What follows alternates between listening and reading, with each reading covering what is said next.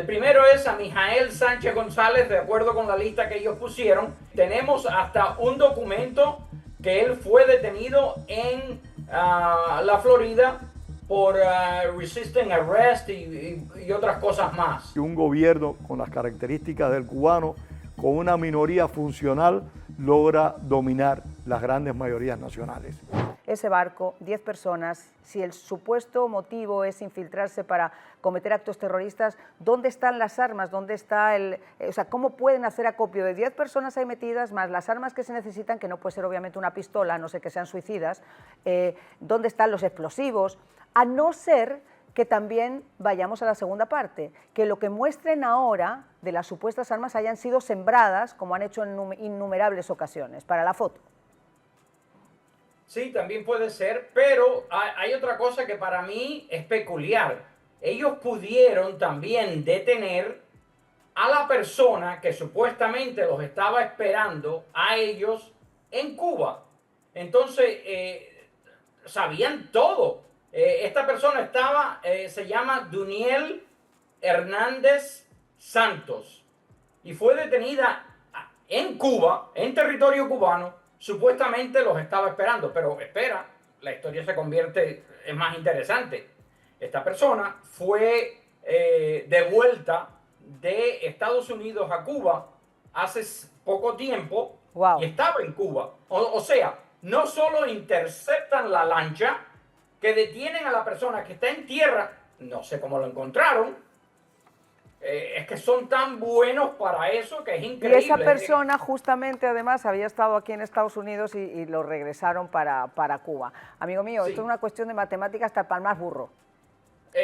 No, exacto. Y si quieres empezar por los nombres de las personas supuestamente detenidas o que murieron, te puedo contar la historia. Cuéntanos todo, Luis, cuéntanos todo, que hasta este momento no sabemos nada y nos vas a aportar una luz enorme. Ok, el primero es a Mijael Sánchez González, de acuerdo con la lista que ellos pusieron, y ya yo le mandé fotos al productor de ustedes, que tiene fotos.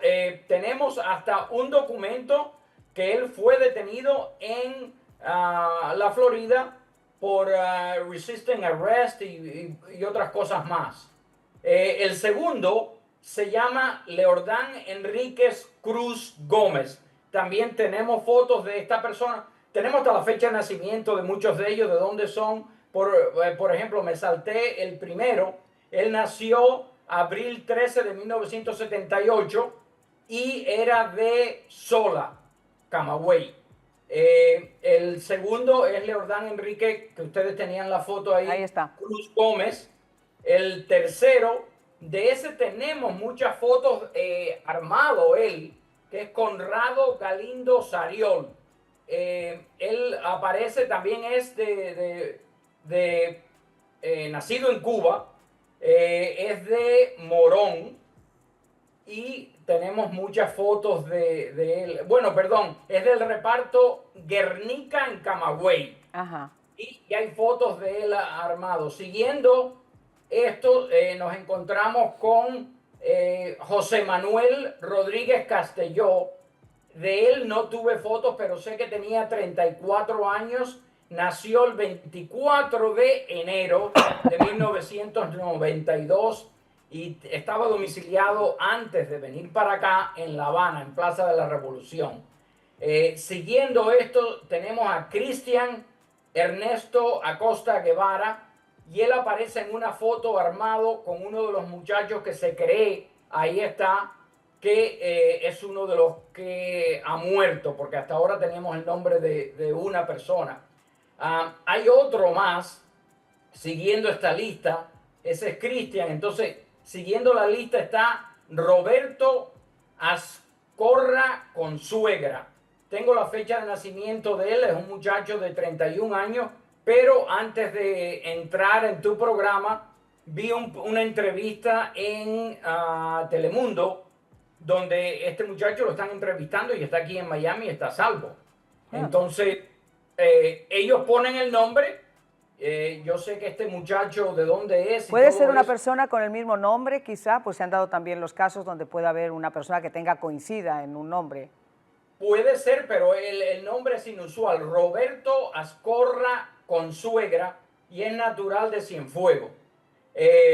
Hasta le encontré un hermano. El que fue detenido en Cuba, que había sido deportado, es Duniel Hernández Santos, y le mandé una foto de un Facebook que ya él tiene cerrado, y él era natural de, o es natural de Matanzas, y era el que estaba esperando la lancha.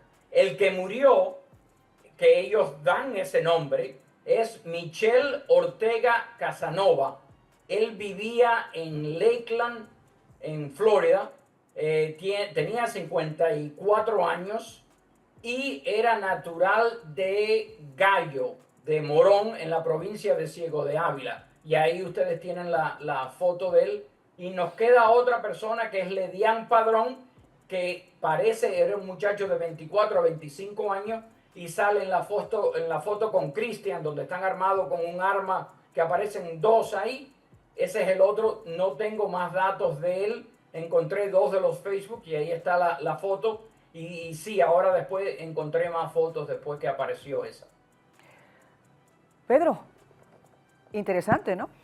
Tener todas estas... La tecnología ayuda mucho a estas investigaciones. Imagínate tú si Luis ha logrado hacer este trabajo con los recursos de una persona. ¿Cuánto no hacen los recursos de un régimen orientado a la represión como el gobierno cubano? Tiene un control, hay que decirlo, muy amplio de cualquier cosa que se vaya a hacer. Lo mismo dentro de Cuba particularmente, y aquí con los agentes que ha de tener también. Yo te preguntaba, ¿cuál crees que entonces que puede llegar a ser el futuro de estos chicos? Ya me has dicho que en muchas ocasiones, y eso lo hemos visto nosotros a lo largo de los años, muchos de ellos son ejecutados por traición a la patria, etcétera, etcétera. Ahora la pregunta que uno se hace es, ¿cómo afecta esto al momento específico en el que nos encontramos, donde el régimen cubano está a tal punto de asfixia con esa crisis social, esos apagones, esa falta de agua potable, esa falta de insumos, hospitales que se caen, montañas de basura, mosquitos, un turismo que yo daba los datos antes de ayer, se ha caído, está literalmente por los suelos de forma histórica. Y cuando se habla de una posible conversación entre el Cangrejo, entre el nieto de Raúl y el propio secretario de Estado, Marco Rubio, primero como confirmó el propio Trump, y después, como ya hemos podido saber, que esa reunión que en un principio se hablaba de Alejandro Castro Spin en México con miembros de la CIA, pues aparentemente se desdibujó cuando después se habló de estas otras posibles conversaciones que estarían realizando Marco Rubio con el nieto de Castro, con el Cangrejo. El castrismo va a repetir su viejo discurso de víctima. Va a decirle al pueblo cubano, que es muy importante para ellos, seguir confundiendo y manipulando a la población, le va a decir que todas estas cosas que pasan en Cuba, de las cuales los cubanos no pueden acceder, es consecuencia de la represión, del abuso de una gran potencia en contra... ¿Tú crees que ese cuentecito se lo siguen tragando? Sí, hay imbéciles que sí se lo creen. Pero tienen que ser muy imbéciles, porque Son cuando un teléfono entra, Marian, y uno ve realmente lo que está pasando, tiene que ser muy tonto. Amigos que van a Cuba, y ellos me han dicho, amigos y parientes, me han contado que desgraciadamente hay un número de personas todavía, y no pequeñas, que se creen el cuento, que se creen la fantasía. Desgraciadamente eso es una realidad. Pero la mayoría del pueblo cubano está consciente de la realidad. Por ahí hay un grupito que es el que a ellos les conviene confundir, que siguen creyendo estos cuentos, porque ese es el grupo que utilizan para reprimir a las mayorías. Tú bien sabes que un gobierno con las características del cubano, con una minoría funcional, logra dominar las grandes mayorías nacionales. Lo hizo Adolfo Hitler. Claro, pero fíjate qué curioso esto, y ahí entramos en otro tema que yo he hablado, creo que lo hemos conversado contigo en numerosas ocasiones en la radio, también en otros programas. Uno se pone a pensar tal y como está estructurado Cuba en estos momentos, o sea, ¿qué tiene Cuba en estos momentos? Tiene a un personaje decrépito, al que honestamente, y hablando mal, le quedan 2 telediarios, porque no creo que le pueden estirar mucho más, por mucho que quieran. Nosotros decimos le quedan 2 afeitadas. Bueno, 2 afeitadas le quedan. Me encanta, me gusta todavía más que los telediarios. Le quedan 2 afeitadas. Tenemos a unos cachorros castristas que están más interesados en tener una visa oro y un olorcito a Chanel que las ideologías. Lo han demostrado, lo siguen demostrando. Tenemos a un pelele por presidente llamado Díaz-Canel que la gente no respeta, porque cuando salen a las calles a decir Díaz-Canel chingao y todas las cosas que se están diciendo sobre él, la gente ha perdido el miedo a ese personaje. Y tienes unos militares que, muerto López Calleja, que era la persona que quizá en Gaesa podía pintarle como el futuro de Cuba, tampoco se pinta ningún militar. Se habla de Alejandro Castro Ospín, se habla del nieto de Castro por una cuestión de afinidad a la familia, pero te garantizo, sin conocerlos, que ninguno de ellos haría nada por una cuestión ideológica. Lo haría para salvar el trasero de su familia y la suya, o para ver qué pueden sacar e irse airosos. ¿Cuál es entonces, si en estos momentos hubiera una negociación con Cuba, estamos de momento en conversaciones, pero si hubiera una hipotética negociación con Cuba, y se le hablara de una vía democrática, ¿qué tiene Cuba para ofrecer? ¿Quién sería la persona en Cuba que pudiera tomar las riendas? No, a mí no se me ocurre quién podría. A mí tampoco. No se me ocurre. A mí tampoco. Desgraciadamente no se me ocurre porque cualquier persona que forme parte de la dictadura para mí es insalubre. O sea, no, yo no podría estar de acuerdo con... Y los generales que son adeptos todavía, los lametraseros, les siguen quedando 7 afeitadas como al ¿Sí? finado. No sé, chico, La yo lo situación veo en Cuba es complejo. particularmente compleja. Hay que recordar que son 67 años donde el régimen no ha permitido el surgimiento de figuras alternativas.